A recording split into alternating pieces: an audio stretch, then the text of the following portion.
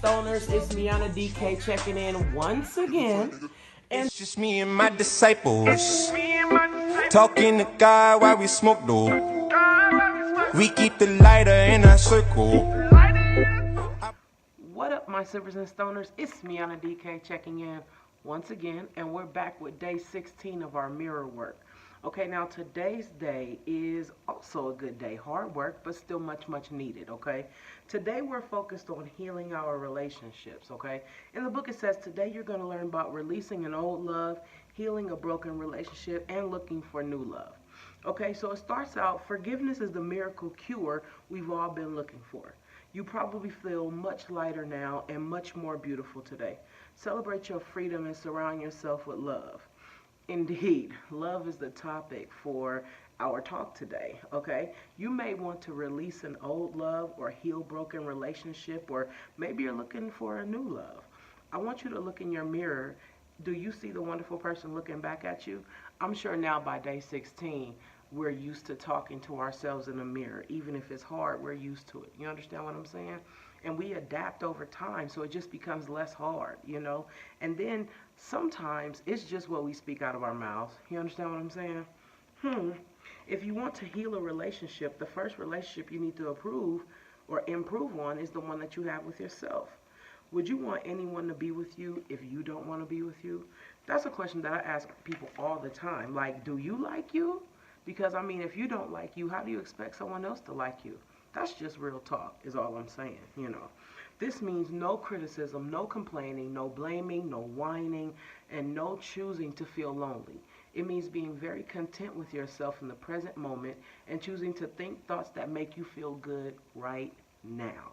Remember, think on these things right now. The things that serve you right now are the things that we're focused on and nothing else. You know what I'm saying? There's no one way to experience love. For everyone experiences it in different ways. For some of us to really experience love, though, we need to feel love through physical touch. Some of us need to hear the words, I love you. Others need to see a demonstration of love. That gets into the 5 love languages. I know you guys are familiar with that book, but that gets more into how the 5 love languages work. Words of affirmation, physical touch, quality time, gifts, and acts of service. Those are the 5 love languages. And some people, you just got to figure out what the love language is to know how to express it to that person that you care about. You understand what I mean? I know it seemed like a lot, but it's not. Not really. I suggest that you use a mirror and work on loving yourself continually every single day. Set your loving affirmations every moment you can. Demonstrate the growing love you have for yourself. Treat yourself to romance and love. Pamper yourself. Show yourself how special you are. Life always mirrors back to us the feelings that we have inside. As you develop your inner sense of love and romance, the right person to share that with will automatically come along. Again, thoughts become words that become actions. If you want to go from loneliness thinking to fulfillment thinking, then you need to create a loving mental atmosphere for yourself. Let any negative thoughts about you go. How, I know for me, I was notorious for feeling like I'm unlovable or that I'm hard to love or that people seem to always want to choose not to love me or choose to move on or whatever the case is. But really, it was just me. I was unlovable to myself. It was how I felt about myself. I spent a long time blaming people for the fact that I just didn't love myself the way that I should have, if that makes sense. I hope it does. When you love who you truly are, you'll stay centered, calm, and secure with your relationships at home and then also with your relationships at work, and you'll find that they become wonderful. You will find yourself reacting to people and situations differently. Matters that were once desperately important to you will not seem quite as critical anymore. Now people will enter your life and perhaps some old ones will disappear. And this might be scary at first, but can also be refreshing and exciting. Remember, when you think joyous thoughts, you will be a happy person. Everyone will want to be around you, and all of your relationships will improve and flourish. And that's just very true. People will want to vibe to that energy. It doesn't really matter what you call it. It doesn't lie. Period. Okay, so your mirror work for today. Go back to day 2 of your mirror work. Expound on that. Refresh on that. And then you want to go into a mirror and deeply say, I am willing to release the need for relationships that no longer serve me. I am willing to release relationships that no longer support me. I am willing to release relationships that no longer nurture me. Repeat that 5 times. That means 15 times altogether, okay? And once you do that, let's go ahead and get to our journal work. Journal work for today. Write down how you experienced love as a child.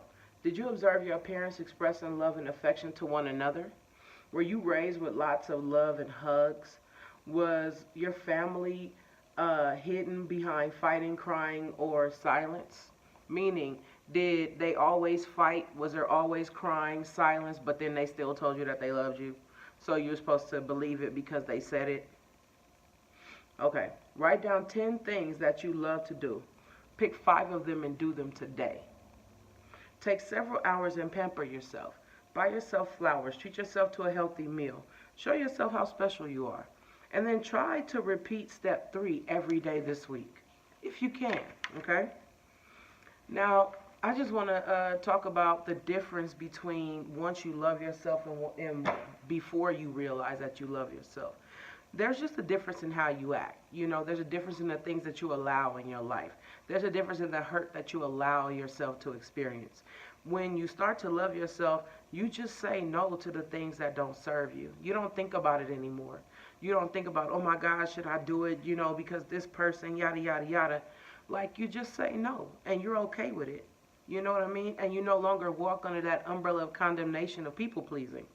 You know, when you love yourself, you move out of people pleasing. And I know that's like a hard pill to swallow for some of us because we grew up people pleasing. And we grew up thinking that if we please people, that people will feel like we love them. And then we also wound up being let down when they didn't return it in the way that we thought we should receive it. So really we were setting ourselves up to take the fall, you know. So I'd admonish you to, you know, release the things that don't serve you. Old hurt, like release that. It's weighing you down. It's heavy. It's stressful. It's like a ball of stress, and you don't really need it if we're just being honest. So, yeah, release the things that no longer serve you guys. And until tomorrow, I'm Miana DK, and you never know what's going to be in this morning's cup. Take care. This is the ending of my video.